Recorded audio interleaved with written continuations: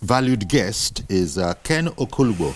Sir Ken Okolugbo is a consultant, Communications and Strategy Office of the Senate President, and he's joining us remotely. Wish I had him here, but nevertheless, technology is such that we still have him. At the end of the day, we have him with us. Good morning to you, Sir Ken. Good morning. Happy New Year, Uncle Yori. Thanks for having me.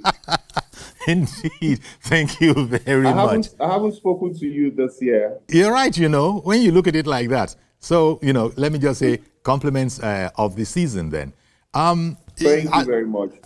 As you've just heard, we're talking about these great Nigerians who lived into their 90s and were effective, agitators for democracy, for good governance, for peace, virtually till the last day. Were you close with the elder statesman out of Delta State? Yes, Papa Clark was my father.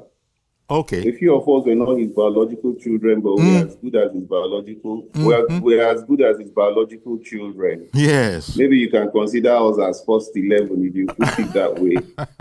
But yeah. I wasn't so close to Pa Adebanjo, but Pa Adebanjo is very close to Papa Clark, and through that we used to meet Pa Adebanjo. And I remember the last time I saw him, he commended me for one of the outings he watched on television. You see, it's a rude shock that Pa Adebanjo would die on a Friday, and about 4 days after, Papa Clark would join him, because these were voices that you can't wish away. Papa Clark, like the Senate President, described him, was the conscience of the nation.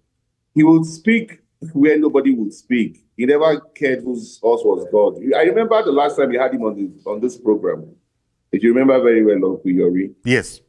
There was no host bad. You had to even appeal to him to temper issues down. And that's Papa Clark for you. Indeed. Even when you try to convince him in private over an issue that he's very convinced about, he will give you his superior arguments. And very few times he might come with superior arguments. He will capitulate. But even when he does capitulate, Papa Clark will give you the reasons why he's capitulating.